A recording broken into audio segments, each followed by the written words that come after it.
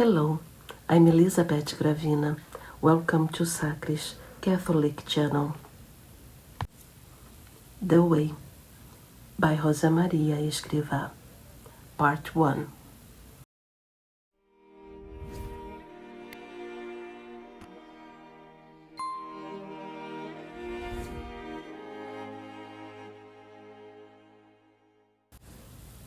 Author's Preface.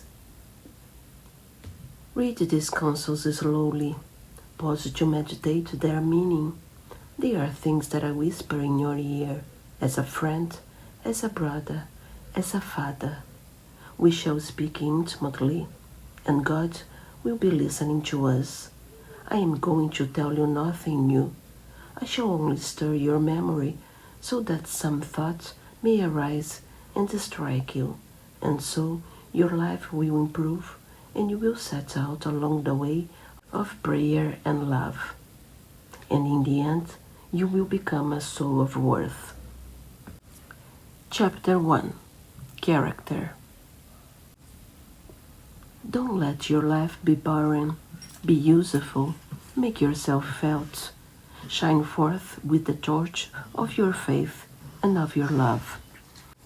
With your apostolic life, wipe up the trail of filthy and slime left by the corrupt sowers of hatred, and set aflame all the ways of the earth with the fire of Christ that you bear in your heart.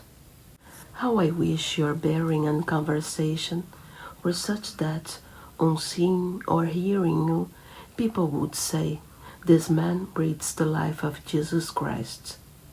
Maturity. Stop acting the child. Drop that affectation that only suits a silly girl. Let your outward conduct reflect the peace and order of your soul. Don't say, "That's the way I'm made. It's my character." It's your lack of character. Be a man. Get used to saying no. Turn your back on the tempter when he whispers in your ear.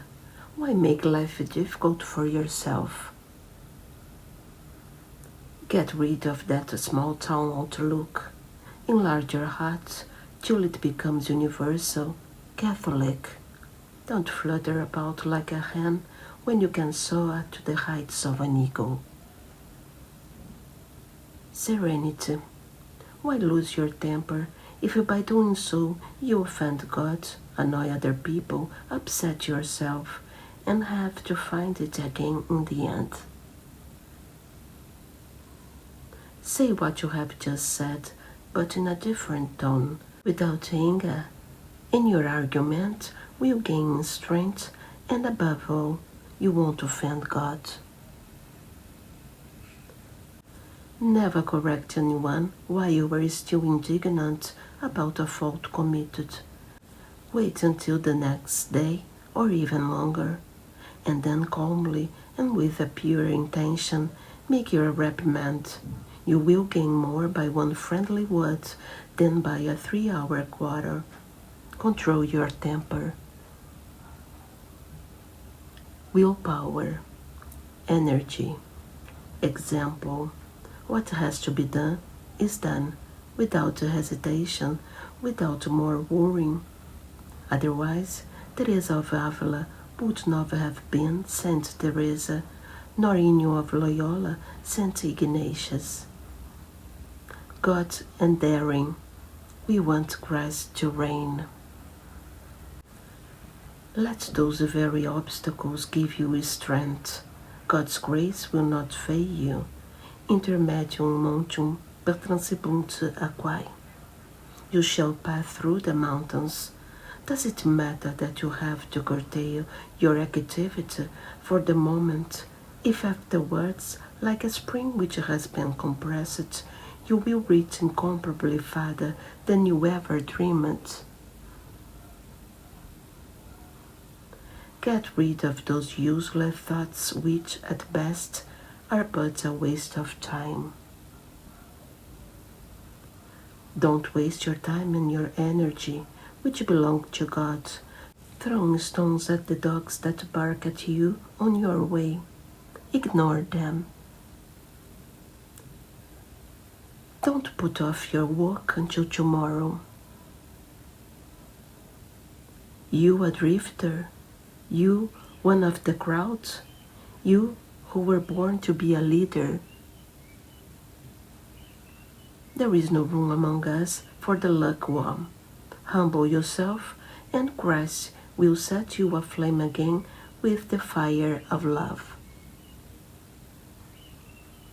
Don't succumb to that disease of character whose symptoms are inconstancy in everything, thoughtlessness in action, and speed to scatter brain ideas.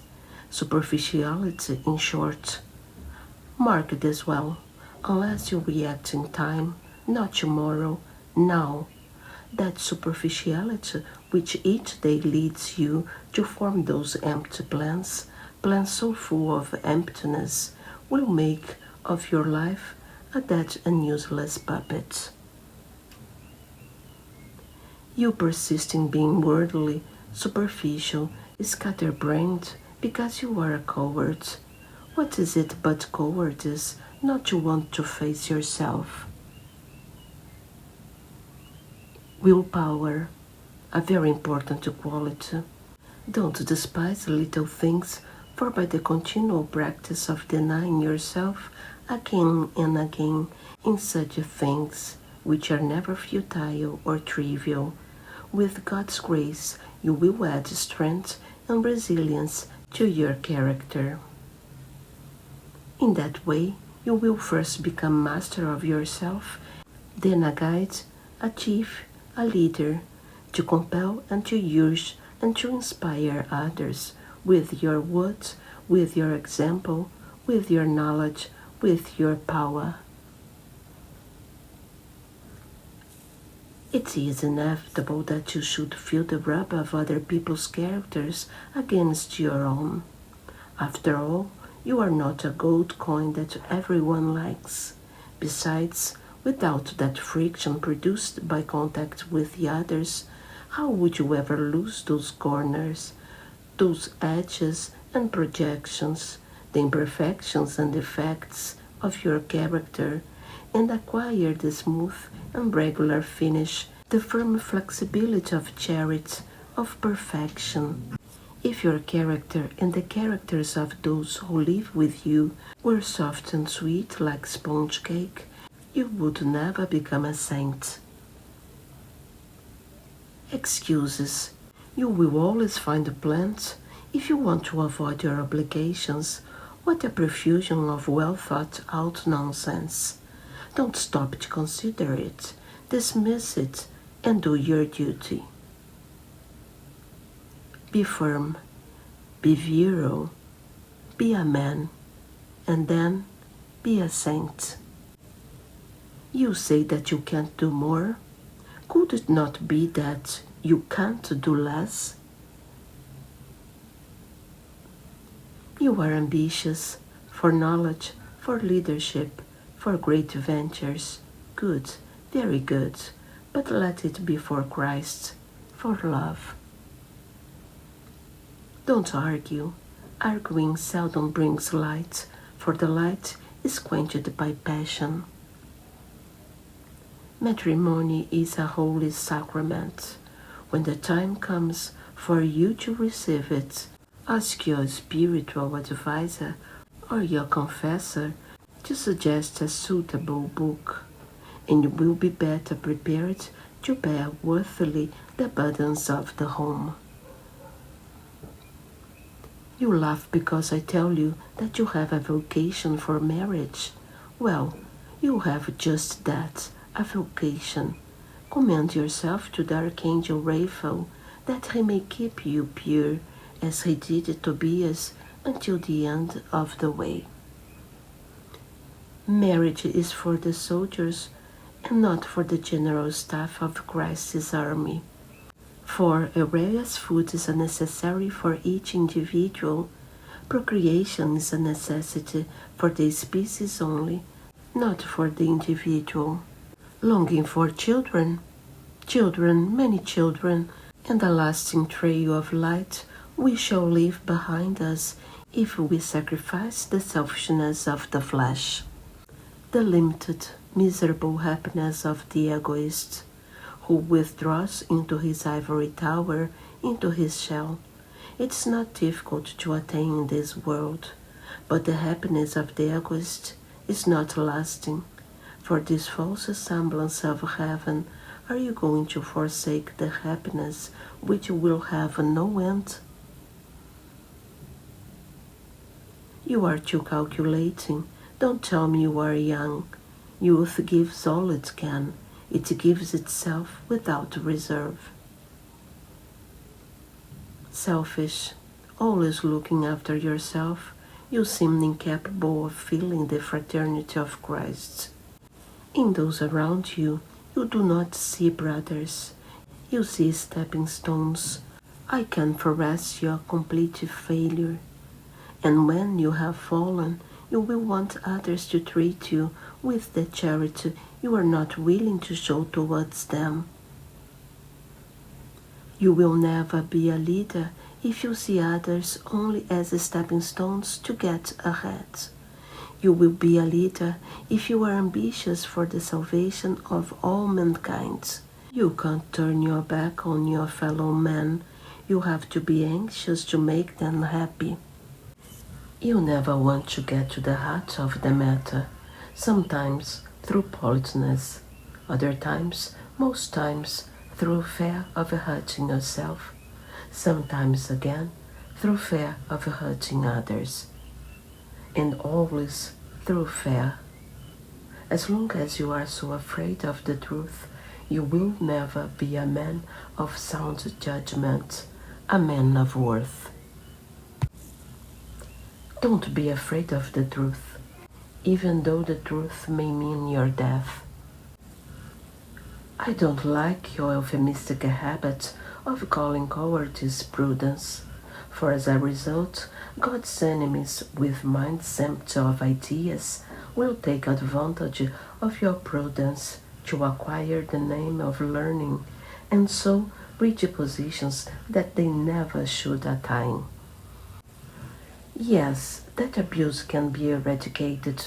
It shows lack of character to let it continue as something hopeless, with no possible remedy. Don't shirk your duty. Carry it out conscientiously, even though others neglect theirs. You have a persuasive tongue, but in spite of all your talk, you cannot justify by saying it was providential what has no justification. Could it be true? No, I can't believe it. That in the world there are no men but bellies. Pray that I may never be satisfied with what is easy. I have prayed. Now it is up to you to carry out that fine resolution. Faith, cheerfulness, optimism, but not the idiocy of closing. What a profound way of living a life of empty follies, of getting somewhere in the world, rising, always rising, simply by weighing little, having nothing in sight, either in your head or in your heart. Why that fitful character? When are you going to apply your will to something definite? Drop that craze for foundation stones and put the finishing touch to just one of your projects. Don't be so touchy. The least thing offends you. It's necessary to weigh one's words well before speaking to you, even on the most trivial matter. Don't be annoyed if I tell you that you are unbearable. Unless you change, you will never be of any use. Give the polite excuse which Christian charity and social convention demand, and then on your way again, with holy shamelessness, without stopping until you have finally scaled the heights of duty. Why are you hurt by what people say about you? How much worse you would be if God were to leave you. Persevere in doing good and shrug your shoulders. Don't you think that equality, as some people understand it, is synonymous with injustice? That pose and that self-satisfied manner don't suit you at all. They are easily seen to be affected. Try at least to use them neither with God, nor with your director, nor with your brothers, and between them and you there will be one barrier less. You lack strength of character. What insistence on having a hand in everything? You are bent on being the salt of every dish. And you won't be annoyed if I speak clearly. You have little aptitude for being salt. In particular, you lack its capacity to dissolve and pass unnoticed. You have too little spirit of sacrifice and too great a spirit of curiosity and ostentation. Hold your tongue. Don't be childish, the caricature of a child, telltale, mischief maker, little sneak. With your stories and tales, you have chilled the glow of charity. You couldn't have done more harm if by any chance that wagging tongue of yours has shaken the walls of other people's perseverance. Your own perseverance ceases to be a grace from God, for it has become a treacherous instrument of the enemy. You are curious and inquisitive, prying and nosy. Are you not ashamed that even in your defects you are not much of a man? Be a man, and instead of poking into other people's lives, seek to acquire a true knowledge of your own.